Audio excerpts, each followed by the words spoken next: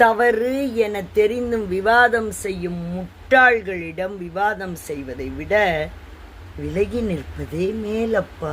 என்னை மறந்த உறவுகளிடம் நான் கேட்பது ஒன்றுதான், மீண்டும் என் வாழ்வில் வந்து விடாதீர்கள்.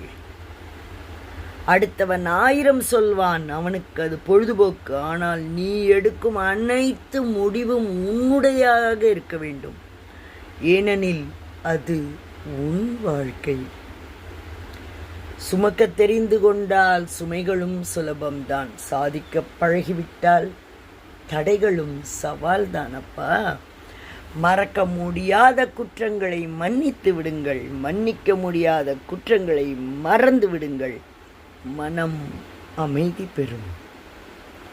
வார்த்தைகளில் மட்டும் வாழ்ந்து போவதில்லை நட்பு, உள்ளத்தில் ஊடுருவி உயிராக வாழ்ந்திருப்பது நட்பு.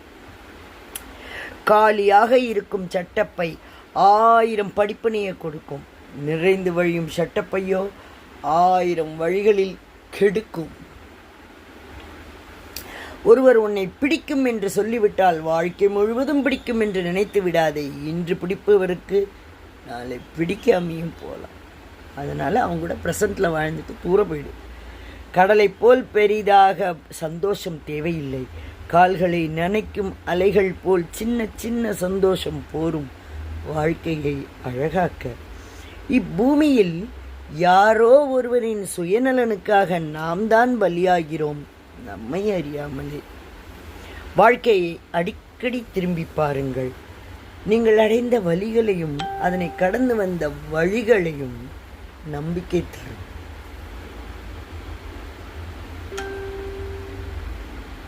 பணத்தை கொடுத்து எது வேணாலும் வாங்கலாம், ஆனால் அன்பை அன்பால் மட்டுமே வாங்க முடியும். உத்தமனா என்பதற்கு பல அர்த்தத்தையும், உத்தமியா என்பதற்கு ஒரே ஒரு அர்த்தத்தையும் கொண்டதுதான் இந்த சமூகம். அறிவாக பேசுபவர்களை விட அன்பாக பேசுபவர்களிடமே மனம் அதிகமாக பேச விரும்புகிறது. உங்களுடைய தவறுகளை உங்களிடமே சொல்பவர்களை இழந்து விடாதீர்கள். அவர்கள் நீங்கள் மற்றவர்களிடம் தலை குனியக்கூடாது என்று எண்ணுபவர்கள். உண்மையான சொத்து நோயில்லாத உடலும் வேதனை இல்லாத மனமும். பாசம் வைப்பது தவறில்லை, ஆனால் பாசத்தின் அருமையே தெரியாதவங்கள்ட்ட போய் பாசத்தை வைக்கிறது தான் மிகப்பெரிய தவறு. மென்மையான அணுகுமுறையை எல்லா சூழ்நிலையிலும் வலுவான உறவுகளை உருவாக்குகிறது.